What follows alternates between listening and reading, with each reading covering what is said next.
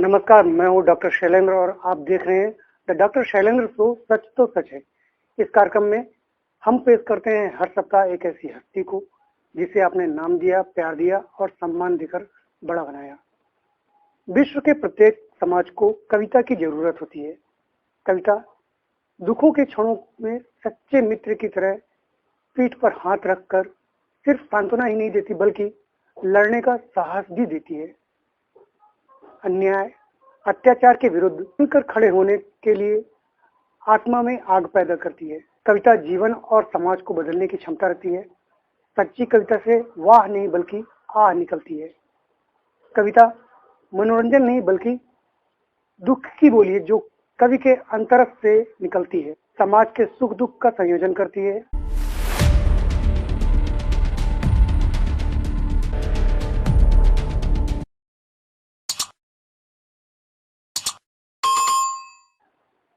अमोल बटरोही जी की कविताओं में ऐसे तमाम बिंब हैं जो सरकारी बनकर सुख भोगने वालों पर कटाक्ष करती है। आपने हिमालय के कन्या, अक्षयवट, हम बोलब और सूत सच कहते रही कविताओं का संकलन किया है। साथियों, आज की इस कड़ी में हम आपको मिलाते हैं पूर्व जिला शिक्षा अधिकारी डॉक्टर अमोल प्रसाद मिश्र जी से, जिन्हें कि हम अमोल बटरोही के नाम से भी जानते हैं। अमोल बटरोही जी अंग्रेजी संस्कृत भाषा में स्नातकोत्तर एवं संस्कृत भाषा में पीएचडी हैं। श्री बटरोही जी विभिन्न महाविद्यालयों, शासकीय अशासकीय महाविद्यालयों में अंग्रेजी के व्याख्याता भी रहे। इन्हें वर्ष 1987 में प्राचार्य का पदभार मिला एवं इसके बाद उत्तरोत्तर उन्नति करते हुए जिला शिक्षा अधिकारी के पद से सेवानिवृत्त हुए। इस कार्यक्रम के माध्यम से आज मैं अमोल जी को स्वागत करता हूँ। सर, आपका इस कार्यक्रम में बहुत बहुत स्वागत है। धन्यवाद सोनी जी, धन्यवाद। ये जो श्रेष्ठ कार्य कर रहे हैं आप, कि ऐसे लोग जिन्होंने कुछ किया है साहित्य जगत में, समाज में, उनको सामने ले आने का काम कर रहे हैं, जिससे लोगों को प्रेरणा मिले। लोगों को प्रेरित करने के लिए जो ये सत्कर्म कर रहे हैं आप, उसके लिए आपको विशेष धन्यवाद है। सर, बातचीत की शुरुआत करें तो कहते हैं कि युवावस्था, जब किशोरावस्था थी, जब मूछें आनी शुरू होती हैं, तब लोगों के मन में कविता लिखने की उत्कंठा जागती है और आपने भी किशोरावस्था में काव्य सृजन किया है। प्रारंभ में जब हम 7वीं 8वीं में पढ़ते थे जी, जब दोहा, चौपाई, सोरठा, रोला वगैरह से परिचय हुआ और तरह तरह के विषय हमारे मस्तिष्क में आए, हृदय में कहीं न कहीं काव्य प्रतिभा तो थी ही, और इसलिए उन्हीं छंदों में, प्रथम छंद में ही हमने लिखना शुरू किया और हिंदी में लिखना शुरू किया। तो हिंदी में छंदों का प्रयोग करते हुए हमने तमाम दोहा में, कभी सोरठा में, कभी रोला में लिखना शुरू किया। और फिर विद्यालय में, जैसे 8वीं वाला विद्यालय जो तो मिडिल स्कूल में, वहाँ हमको सांस्कृतिक सचिव बना दिया। तो कार्यक्रम आयोजित करते थे तो हमारी कोई न कोई कविता होती थी। ऐसे जब हायर सेकेंडरी स्कूल मऊगंज में पढ़ने लगे तो वहाँ भी यही स्थिति थी। तो उस समय हम हिंदी में ही लिखते रहे।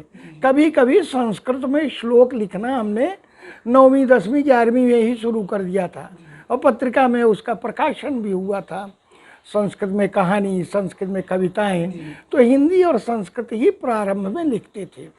और ये मुख्य रूप से तुलसी बाबा का प्रभाव था, क्योंकि प्रारंभ से ही हम सुंदरकांड का पाठ करते थे अपने पिताजी की प्रेरणा के कारण, और हनुमान चालीसा और सुंदरकांड हमको याद था। मतलब कहना चाहिए कि भगवत कृपा जो है आपके शुरू से ही थी। जी हाँ, भगवत कृपा थी और गोस्वामी तुलसीदास की प्रेरणा थी, उनका प्रभाव था। उनका जो अध्ययन किया वो मन में बिल्कुल, वो लिखा ना है कि यह सतबार पाठ जो हाँ वो महासुख होई, यह सतबार पाठ कर जोई, छूटे बंदी महासुख होई। तो हमको तो कभी कभी कहीं जाते समय 100 बार पाठ करता था कि इससे जो है बंदी छूटेगी, सिद्धि प्राप्त होगी। तो इस तरह से वहीं से हमको प्रेरणा हुई और किशोरावस्था में ही मैंने रचना करनी शुरू कर दी, खास तौर से विद्यालयों में, माध्यमिक शाला में और हायर सेकेंडरी में। इन स्कूलों में अपने कार्यक्रम के द्वारा लोगों के मन में प्रभाव उत्पन्न करना, अपनी बात को रखना, और चेतना तो आई गई थी, चिंतन भी आ गया था, तो वो लिख करके हम समाज को प्रेरित करना प्रारंभ कर दिए थे। ये भी कहा जाता है कि जो किशोरावस्था होती है उसमें जब युवक या बालक आता है तो उसके मन में प्रेम जागृत होता है, और प्रेम जब जागृत होता है तब वह काव्य में सृजित होता है। तो इसका असर आप पे दिखा क्या? हाँ, प्रारंभ में बहुत रचनाएं हमने प्रेम की लिखी जी। फिर बाद में जब गीता का अध्ययन हमने किया, श्रीमद् भगवत गीता का, तो कुछ ऐसा लगने लगा कि ये जो हमने स्थूल शरीर पर या इस तरह भले प्रेम की बात हो, उसमें स्थूल शरीर भी जुड़ा रहता है, तो हमको कुछ ऐसा लगने लगा कि ये प्रकाशन योग्य नहीं है या संग्रहणीय नहीं है।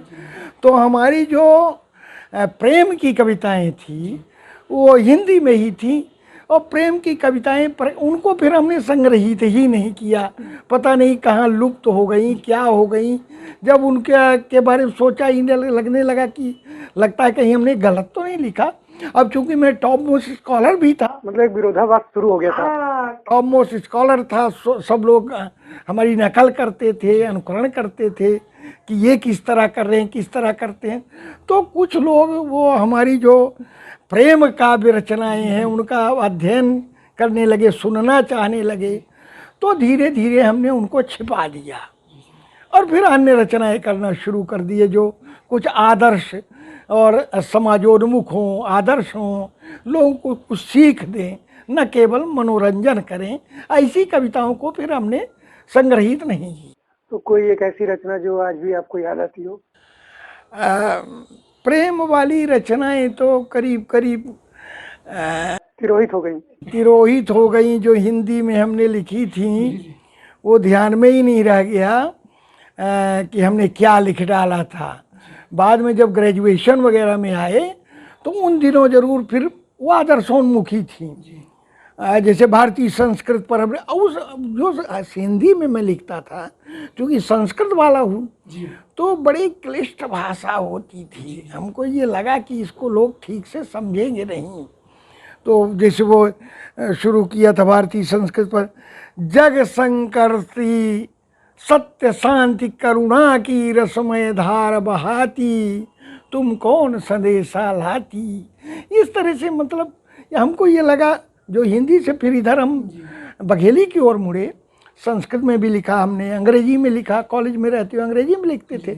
एमए इंग्लिश किया तो स्वाभाविक है का विसर्जना भी अंग्रेजी में होता। फिर ये अंग्रेजी की तरफ आपको रुझान कैसे हुआ?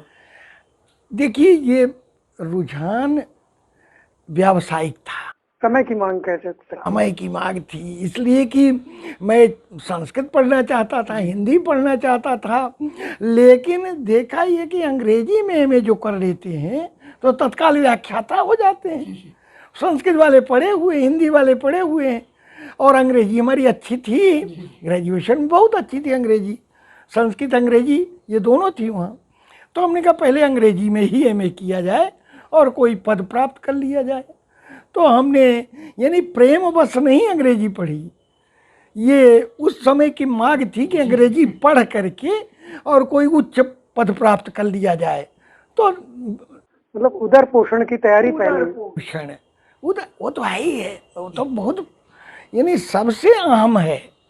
एक बार यमुना प्रसाद शास्त्री जी ने हमसे पूछा, उनके पास हम बैठा करते थे और अच्छे इंटेलिजेंट थे, तो बड़े प्रभावित रहते थे। वो भी शास्त्री जी भी अपने समय के गोल्ड मेडलिस्ट थे, हम भी थे, तो बहुत मानते थे। तो एक बार उन्होंने कहा कि ऐसा करिए, बेलाडीला प्रोजेक्ट चलिए हमारे साथ, और वहाँ मजदूर मर रहे हैं उनके लिए काम कीजिए, और ये नौकरी चाकरी। हमने कहा शास्त्री जी, मैं तो लिखना चाहता हूँ, करना चाहता हूँ, बोलना चाहता हूँ, अपनी क्रिया से भी मजदूरों को लाभान्वित करना चाहता हूँ, लेकिन सवाल ये है पेट का। हमारे पास न जगह न ज़मीन, हमारे पिताजी बहुत सामान्य किसान हैं, उधर पोषण नहीं कर पाते। हमको इसीलिए पढ़ा रहे हैं कि हम पढ़ लिख करके नौकरी करें, पद धारण करें और अपने परिवार का पोषण करें। तो अब ये तो हम देखिए कविता तो जरूर लिखेंगे लेकिन नौकरी तो करेंगे। तो हो गया फिर एमए अंग्रेजी करके व्याख्याता हो गए अंग्रेजी के। हाँ। फिर ये जो आपके नाम के पीछे एक उपनाम लगता है बटरोही, इसका तात्पर्य क्या है? ये मेरे मन में आया कि ये दुनिया जो है प्रोग्रेस तो खूब कर रही है पर घूमती है, पृथ्वी घूमती है और उसी जगह फिर आ जाती है। एक बार हमने लिखा भी था हिंदी में कि दुनिया है गोल चल रही पुनके हिये यही, दुनिया है गोल चल रही पुनके हिये यही, अब बटरोही हिये जो अड़ा रहेगा तो का होएगा। दुनिया है गोल चल रही पुनके हिये यही, बटरोही हिये जो अड़ा रहेगा तो का होएगा। तो है क्या यथार्थता ये बटरोही शब्द है वटरोही। वट माने बरा का, वट वृक्ष होते बरा के पेड़ होते हैं, ये बरा का पेड़ ही है। मुझे ऐसा लगा कि मैं ज़्यादा इधर उधर भ्रमण न करूं, एक ही स्थान पर रह करके लोगों को छाया दूं, सुख दूं, अपने मन की भावना व्यक्त करके लोगों को प्रसन्न करूं।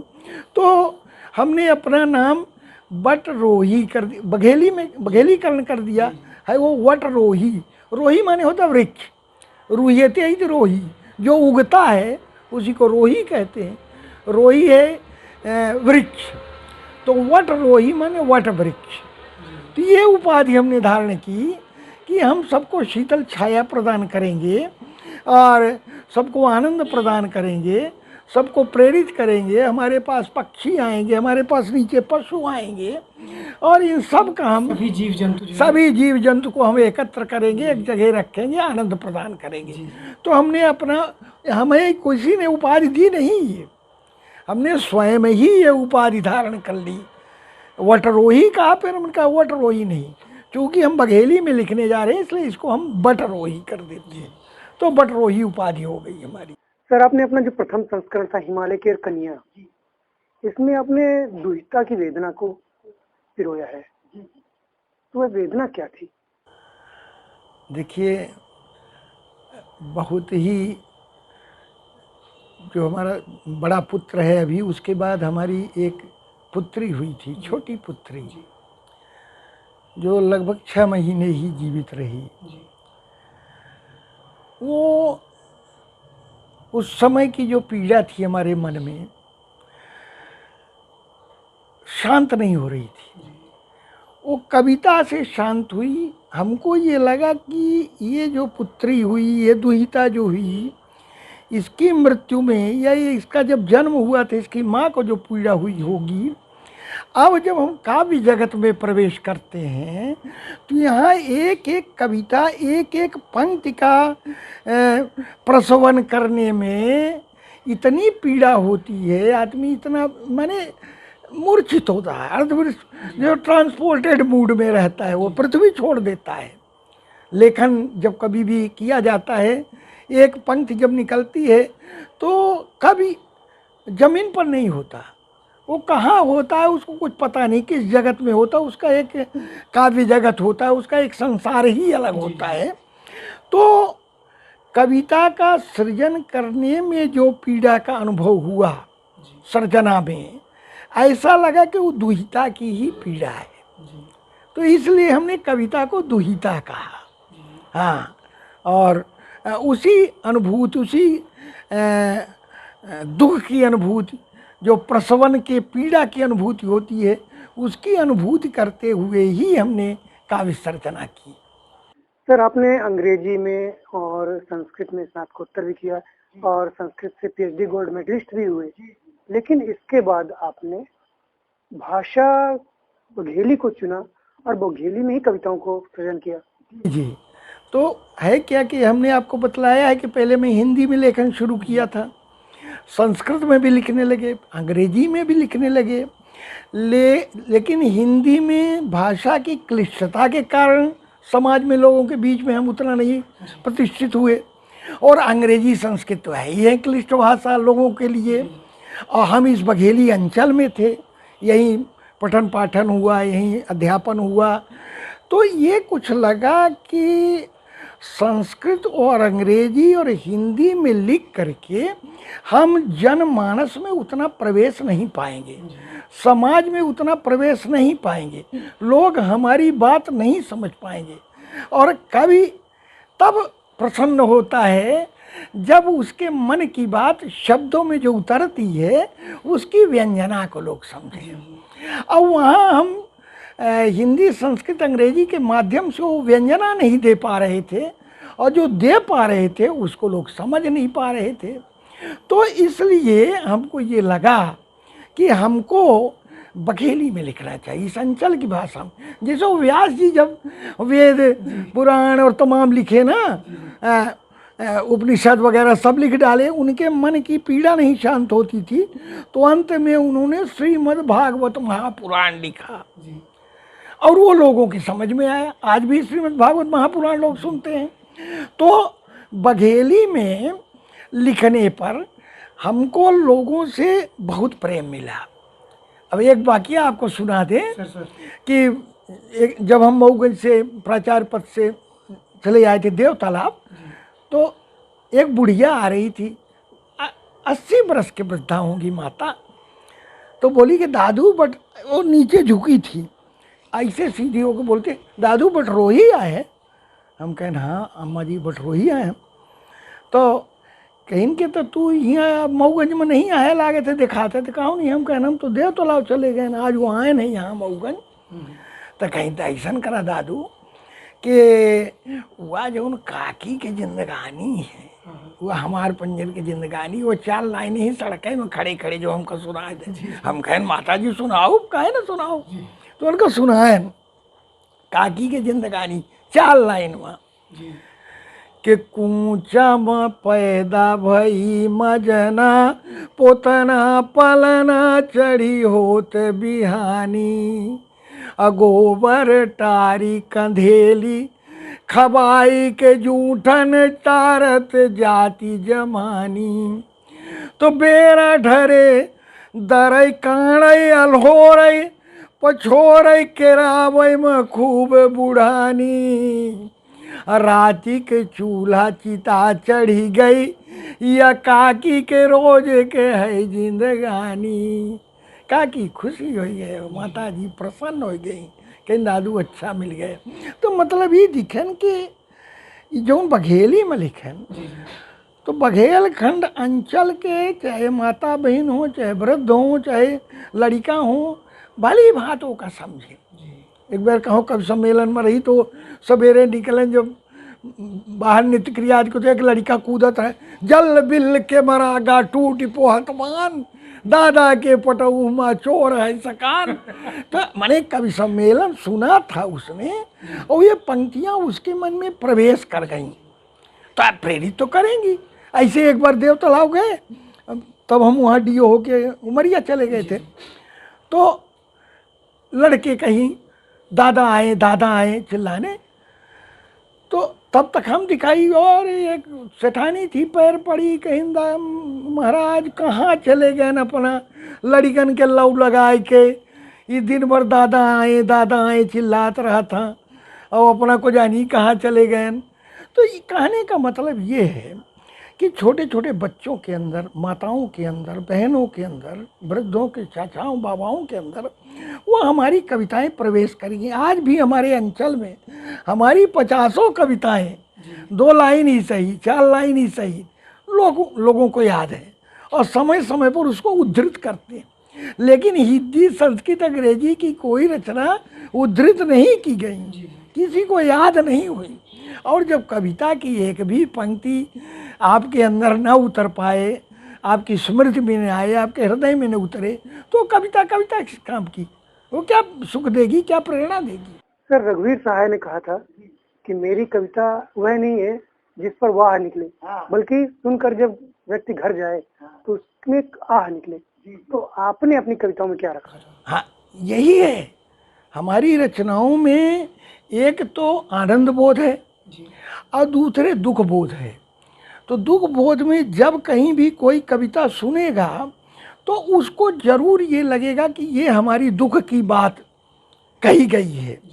जैसे वो हमने वो वर्णन किया भिलाई जा रहे हैं, हमारे एक भैया थे चचेरे भाई मिस्त्री, तो उसका वर्णन किया तो वो कहने लगे दादू ई जा लागत कि जब हमका जात दिखे रहे वो आए लिखे है, और दूसरी भिलाई में जब हम चूल्हा फूंकत रहन रहा थी इतनी देर हो रही तब जो है तो ओकर वर्णन तुकीन है। यानी जो भी बात जो भी पीड़ा उकेरी गई है हाँ वो जनमानस से जुड़ी हुई है। किसी मजदूरनी की हमने व्यथा लिखी, किसी कारीगर की व्यथा लिखी, जो भी बात हमने लिखी है तो वो समानुभूति है, उसकी हमने पूरी पूरी अनुभूति की है, वो बन करके वो जी करके हमने लिखा है। इसलिए ये वास्तव में आह वाली बात जो आपने पकड़ी है, तो जब हमारी कविताओं का अध्ययन कोई करेगा तो उसको लगेगा कि इसमें आह है, और आह से ही कविता उपजी। सर कोई एक ऐसी रचना। हाँ, तो ई बिथा का बिसूरी 2400 घड़ी, भुंजरी छतिया अब फाटती हैं। ई बिथा का बिसूरी 2400 घड़ी, भुंजरी छतिया अब फाटती हैं। दिन कैसे सिराई, दिन कैसे सिराई, क्षमासी राती कराही में डारी कल्हारती हैं। दुख रोई कहाँ दुनिया चिड़नी, अपने पर पंचम फांसती है। अगोई रोट मिले पर पेट भरे, गर फांसी लगे कस सांसती है। गोई रोट मिले पर पेट भरे, गर फांसी लगे कस सांसती है। सर आपने बहुत सारे मंच साझा किए हैं और आपकी बहुत सारी कविताएं आकाशवाणी में प्रसारित भी हुई हैं, तो उस दौरान कोई ऐसी घटना जो आज भी आपको याद आती हो?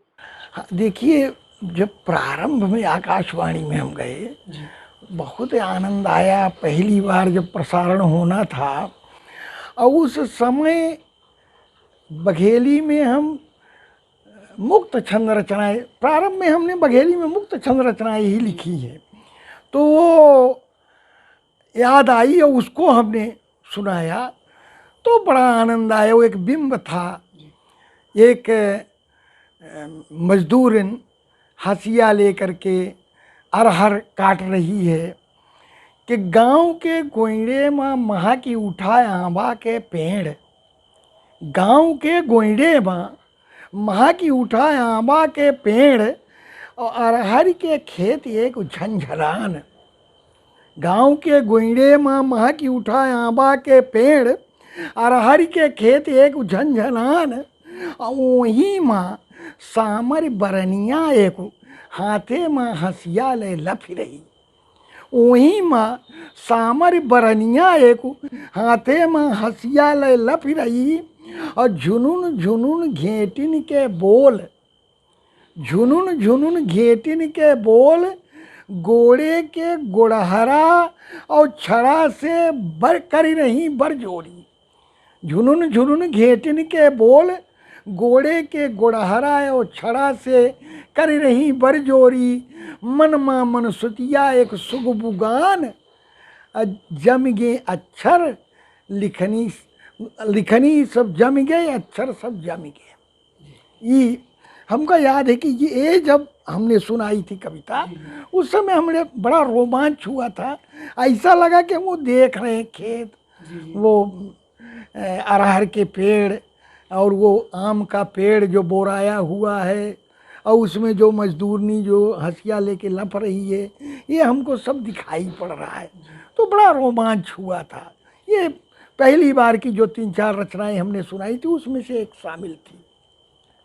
तो वो क्षण आज भी हमको याद आता है। जब भी हम कविताएं कहने लगते हैं तो लगता है कि कोई एक फरमाइश कर दे कि हम उस कविता को सुनाएं, क्योंकि उसके आगे बढ़ते चले। जी जी, मतलब सोपान तो बढ़ते गए, लेकिन एक वो जो है अपना माइलस्टोन बन गया था वो। जी, एक तो मुक्त छंद रचना थी, बघेली में मुक्त छंद रचना उसके पहले लिखी नहीं गई थी, हमने प्रारंभ की थी। तो एक तो मुक्त छंद रचना और उतना लालित्य और उतनी बात जो हमने उसमें समा दी थी, तो लोग भी प्रभावित हुए और हमको भी वो क्षण विस्मृत नहीं होता। खास तौर से वो रचना जो लिखी गई थी देखकर, वो आम का पेड़ भी जो था उसमें एक परिदृश्य बन रहा था, उस सामने परिदृश्य बन रहा था पूरा। तो ऐसी स्थिति में वो विस्मरण नहीं होता कभी भी हमको। जी सर, अभी भी बघेली में काफी काम हो रहा है, लेकिन उसके बावजूद लोगों में ककमकक बनी हुई है। हाँ, बघेली में तो अब पहले तो काव्य ही लिखे जाते थे। बैजू, शंभू, ये लोग थे। तो ये लोग तो जो तुकबंदी है, कुछ तो इन्होंने फिर शंभू जी ने व्यंग्य उसमें डाला, लेकिन पहले तुकबंदी ही होती थी। काव्य के अलावा अन्य कुछ था नहीं। अब तो बघेली में बढ़िया नाटक लिखे जा रहे हैं। योगेश जी को जानते ही हैं आप। तो यानी इंटरनेशनल न कहिए पर नेशनल तो राष्ट्रीय स्तर पर तो काम ही कर रहे हैं वो। रहे हैं, राष्ट्रीय स्तर पर वो लिख रहे हैं। कहानियाँ लिखी जा रही हैं, डॉक्टर चंद्रिका प्रसाद लिख रहे हैं, भागवत शर्मा लिख रहे हैं, और तमाम लोग अच्छे कहानीकार हैं। कहानियाँ, लेख भी आ रहे हैं बघेली में, कहानी आ रही हैं, नाटक आ रहे हैं। और ये खास करके ये जो आप लोग रिकॉर्डिंग करते हैं, वीडियो रिकॉर्डिंग करके वो उमेश लखन वगैरह कर रहे हैं, अविनाश और इन लोग उस माध्यम से ये कर रहे हैं, वो और भी ज़्यादा जुड़ रहे हैं बघेली जनमानस से। माने यूँ कहिए कि बघेली में जो काम कर रहे हैं, वो चाहे गद्य में, चाहे पद्य में, चाहे नाटक में, वो सब चाह रहे हैं कि इसको अन्य जो बोलियां हैं उन बोलियों के समकक्ष ले आए और हिंदी के समकक्ष ले आए। ये तो हम देख रहे हैं कि इन दिनों जो बघेली में कुछ लिखा जा रहा है काव्य वगैरह, उसमें इतनी ध्वनि है, इतनी व्यंजना है कि ऐसा लगता है कि बहुत पुष्ट काव्य है, परिपक्व काव्य है। और तमाम जो लिख रहे हैं, और जैसे जैसे लोग आगे जा रहे हैं बराबर अच्छा लिखते चले जा रहे हैं, इसलिए कि पीछे की पृष्ठभूमि भी है उनके साथ। तो उस पृष्ठभूमि को लेकर के बहुत अच्छा लिखने का प्रयत्न कर रहे हैं। और हमें पूरा विश्वास है कि ये बघेली अपने अन्य जो बुंदेली है या छत्तीसगढ़ी है, निमाड़ी है, ये जितनी अन्य जो भाषाएं हैं वगैरह है, इन सब से आगे बढ़ जाएगी। इतना प्रयास चल रहा है।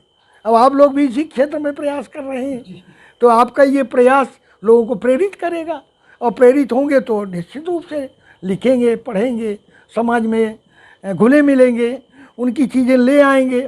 भाई ऐसा होता है कि जब तक समाज, जैसे शेक्सपियर को देखिए ना, उसके टाइम में जो अच्छे विद्वान थे और जिन लोगों ने मॉर्लो वगैरह, डॉक्टर फॉस्टस लिखा और तमाम नाटक लिखे, उनको प्रसिद्धि कहाँ प्राप्त हुई?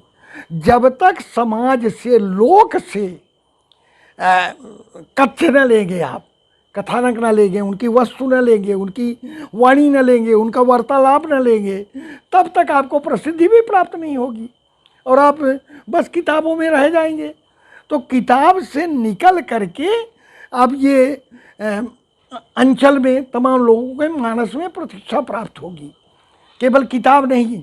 तो ये जो काम आप लोग कर रहे हैं वीडियो रिकॉर्डिंग के माध्यम से, और तमाम नाटिकाएं जो बन रही हैं, ये सीधे प्रवेश कर रही हैं बघेली जनमानस में, तो इससे इसकी प्रतिष्ठा बढ़ती ही चली जाएगी। हाँ सर, आपने अपने संकलन में चिरकारी, जिन्होंने आपका काव्य संग्रह भी, चिरकारी तो हमारे सुपुत्र ही हैं। उन्होंने असल पे पहले हम ये संकलन प्रकाशित करने के पक्ष में तो थे नहीं, मुद्रा भी नहीं थी हमारे पास। तो ये सुपुत्र हमारे जो हैं वो कहानीकार भी हैं और कवि भी हैं, बघेली में भी लिखते हैं, हिंदी में भी लिखते हैं। तो उनके मन में आया तो तमाम हमारी 30-40 वर्ष की रचनाएं हिंदी की भी पकड़ी, तो अक्षय वट निकाला, बघेली की निकाली, वो सब ढूंढ खोज करके और उन्होंने संकलन तैयार किया। और उसके लिए हमने उनको साधुवाद दिया कि भाई हम तो केवल लिखते जा रहे थे, माने हमारे अंदर सत्व गुण मात्र था। जब तक रजोगुण ना हो, ख्याति फैलाने की भावना न हो, तब तक वो प्रकाशित नहीं होगा। तो उनके मन में ये भावना आई, तो अनुग्रह चिरकारी ने हमारा ये संकलन तैयार किया और लोगों को, लोक को अर्पित किया। सर, जब आपका समय था, जिस युग में आप लेखन कर रहे थे, उस समय काफी संघर्ष था काव्य पाठन को लेकर। जी जी हाँ, तो ये हमने आपको पहले ही बता दिया है कि हिंदी हिंदी में तो बहुत ही संघर्ष था। माने हमको ऐसा लगा कि हिंदी में लिखते रहेंगे तो हमको प्रतिष्ठा न प्राप्त हो पाएगी। अच्छा, और दूसरी बात हमने ये बताया कि तुलसी बाबा की प्रेरणा हमको मिली कि संस्कृत के इतने ज्ञानी, और उन्होंने अवधी में लिखा, लोक भाषा में लिखा, ताकि लोक उसको स्वीकार करें। लोक की बात लिखी, लोक के लिए लिखी। तो जब ये देखा कि इतना संघर्ष है कि न तो हम संस्कृत में उतना स्थान बना पाएंगे, न अंग्रेजी में बना पाएंगे, और न हिंदी में ही बना पाएंगे, क्योंकि हमारी हिंदी क्लिष्ट थी, संस्कृत निष्ठ थी, तो लोग उसको समझते बहुत कम थे। तो ऐसी स्थिति में हमको ये लगा कि इस संघर्ष में न पढ़ करके उसी समय ये आकाशवाणी खुल गई 1978 में। तो हमको ये लगा कि इसके माध्यम से प्रसारण भी सुलभ होगा और लेखन भी सुलभ होगा और लोगों के बीच में पहुंचेंगे। और वास्तव में उसका वही फल हुआ कि आकाशवाणी में प्रसारण होते ही गांवों में कवि सम्मेलन का प्रचलन शुरू हो गया कि भाई बुलाओ बटरोही को और उनसे सुनेंगे कविता। तो गांव गांव में जा कर के हमने, यानी इस लोभ में नहीं कि कोई हमको मुद्रा दे, जनता सुने, लोग सुने हमको और चिंतन करें, आनंद लें, या सुखानुभूति दुखानुभूति जो हमारी है उसको स्वैत्तीकरण करें। तो ये सोच करके हमने बघेली में लिखना शुरू किया, और बघेली में कोई संघर्ष नहीं था। बैजू थे, शंभू थे, और फिर हमारे समकालीन गोमती बिकल थे, हम थे, कालिका भाई बाद में आए। तो यहाँ कोई भी संघर्ष नहीं था और सबके अपनी अपनी रीति नीति थी। हम चूँकि अंग्रेजी संस्कृत वाले थे तो हमारे लेखन का तरीका बिल्कुल अलग ही था।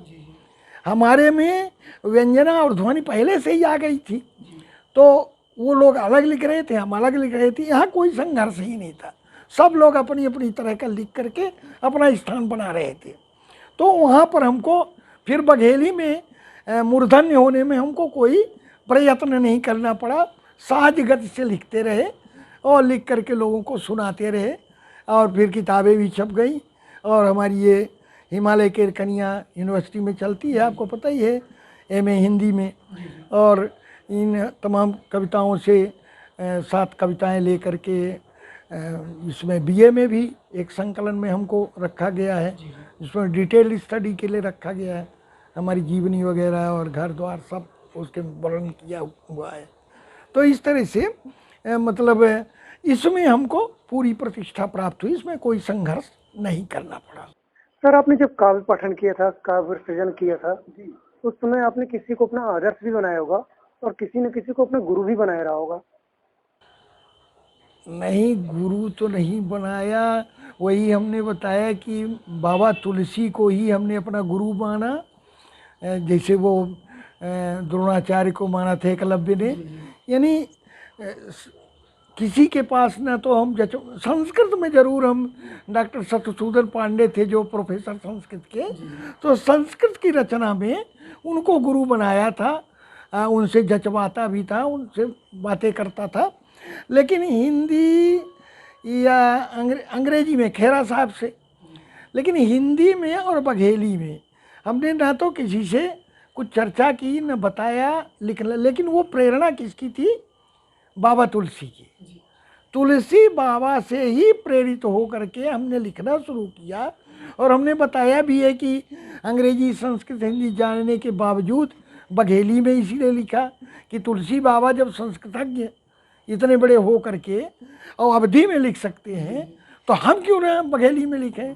तो ये यूँ समझिए कि हमारे गुरु तुलसी बाबा ही हैं, उन्हीं की प्रेरणा से हमने लिखना शुरू किया है। सर, आपकी जो आगामी योजनाएं हैं वर्तमान भविष्य को देखते हुए, क्योंकि आज जो लोगों का रुझान है वो काव्य की तरफ कम होता जा रहा है, तब आपके मन में क्या विचार है भविष्य को लेकर के? देखिए, 2 चीज़ें हमने शुरू की हैं। एक तो कहानियाँ शुरू की, बघेली कहानी, क्योंकि हिंदी कहानियाँ तो हैं, बघेली कहानियाँ कम हैं। तो एक तो बहुत बातें कविता के माध्यम से कहना मुश्किल हो जाता है या लोग उसको समझ नहीं पाते हैं, वो उतना विशद भी नहीं होता। तो एक तो हमने कहानी लिखना शुरू किया है, कुछ 8-10 कहानियाँ लिख चुके हैं, और दूसरे ये एक गज़ल कहने का लोगों में बड़ा शौक़ है, तो हिंदी में लिख रहे हैं। उसमें हमने वो जो इन्होंने अपने चरण बनाए, गण बनाए, फाइला तो ये नहीं करके हमने गीत, क्योंकि गज़ल में गीत प्रमुख है, तो गीत हमने क्या लिए हैं, बघेली लोकगीत। बघेली लोकगीतों को लेकर के और उसको हमने शेर लिखे, 100 लिख डाले हमने, 100 शेर आ गए हैं। अब उनको हम परिमार्जित करके छपाना चाहते हैं, तो ताकि वो चीज़ जो गज़ल और शेर के भय से लोग भयान्वित रहते थे कि अरे इसका हमको कहीं गलत हो जाएगा, तो ऐसा नहीं, इस तरह कुछ करेंगे कि लोग गज़ल भी लिखना शुरू करें, गाएं भी, तो साधारण गीत न गा करके गज़ल गाएं, और कहानी के माध्यम से हम विशद चित्रण करना चाहते हैं समाज का, और समाज के अंदर की उन बातों का जो हम कविता में नहीं कर पा रहे हैं। तो ये 2 योजनाएं हमारी हैं और चल रही हैं, और साथ ही लोगों को प्रेरित करते हैं। हमारे पास समय समय पर लोग अपनी कविताएं जचाने के लिए आते हैं, चाहे हिंदी की हो चाहे बघेली की हो, उनमें वो भी भूमिका भी लिखते हैं और उनको प्रेरित करते हैं कि आप लिखते चलो ताकि आगे बढ़ें वो। तो सुभाष हंसा भी लिखे और उनको बताए भी, और ये ज़रूर कहते हैं कि जिनको हमसे लिखाना हो पहले हमसे मिलते रहो, तो हम उसमें सुधार करते रहें और समझाते रहें कि इस तरह की कविता होनी चाहिए। तो ये तो हमारे मन में है कि कवि तैयार कर रहे हैं, मतलब एक नई पीढ़ी हम तैयार करने जा रहे हैं। नई पीढ़ी तैयार कर रहे हैं। अब वो पहले से ही हमारी, जो हम कोठी में प्रिंसिपल थे, तो हम जो ट्रांसफ़र हो गए तो वहाँ के राजा साहब के भतीजे थे कुंवर भाई सिंह, तो बोले कि सर आपके ट्रांसफ़र से और दुख तो हमको कम होगा, इसलिए कोई ना कोई प्रिंसिपल आएगा। ये दुख जरूर है कि जो 100 कवि आपने यहाँ तैयार किए वो जीते जी मर जाएंगे, मतलब नई प्रतिभाएं धीरे धीरे समाप्त हो जाएंगी। तो हमने कहा नहीं, 100 तैयार किए तो कुछ तो बचेंगी ना, 100 ना सही, कुछ तो बचेंगे। तो होता ये था कि 2 लाइन ही लिखा, कुछ भी लिखा, उसको बुलाए, उसकी प्रशंसा किए, ये कहे कि भाई थोड़ा इसमें ऐसा ऐसा जोड़ लो। तो ये कि ये हमारी आगामी योजना के, हम तो भाई सयाने हुए, तो हमको नई पीढ़ी तैयार करनी चाहिए जो अच्छा लेखन करे, अच्छा सोचे, समाज के बीच जाए, समाज की पीड़ा को समझे और उससे मुक्ति का उपाय ढूंढे। इसके लिए हम नई पीढ़ी तैयार करना चाहते हैं। सर, हमारे जो दर्शक आपको देख रहे हैं और अभी तक सुन रहे थे, उनके लिए आपका क्या संदेश है? देखिए, इस संसार में जो दया है, दया ईश्वरीय गुण है। लोगों को चाहिए कि पीड़ा से मुक्ति का उपाय सोचें, लोगों के ऊपर दया करें। कानून अपने स्थान पर है, नियम अपने स्थान पर हैं, लेकिन करुणा का भाव, दया का भाव अपने स्थान पर है, और यही मनुष्य को मनुष्य बनाता है। मनुष्य हर प्राणी के प्रति प्रेम रखे, प्रकृति के प्रति प्रेम रखे, प्राणियों के प्रति प्रेम रखे और व्यक्ति के प्रति प्रेम रखे। प्रेम ही जगत का सार है और दया ही ईश्वरीय गुण है। तो इसको लोग धारण करें और समाज में खुशहाली उत्पन्न करें, आनंद उत्पन्न करें, समानुभूति उत्पन्न करें। सब लोग आनंद से रहें, आनंद से जिए और आनंद उत्पन्न करें। बस यही मेरा। साथियों, हमारी खुशनसीबी है कि आज हमारे इस कार्यक्रम में पूर्व प्राचार्य, पूर्व जिला शिक्षा अधिकारी डॉक्टर अमोल प्रसाद मिश्र, अमोल बटरोई जी ने अपना अमूल्य समय दिया। इसके लिए आप सभी की ओर से मैं उनका धन्यवाद देता हूँ। सर, आप इस कार्यक्रम में आए, इसके लिए आपको बहुत बहुत धन्यवाद। धन्यवाद, साधुवाद। इसी तरह लगे रहें और समाज की सच्चाई सबके सामने लाएं। धन्यवाद, धन्यवाद। सच तो सच में बस आज इतना ही। कुछ और हस्तियों से आपकी मुलाकातें होती रहेंगी। तब तक के लिए हमें इजाजत दीजिए। नमस्कार, आदाब, सत श्री अकाल।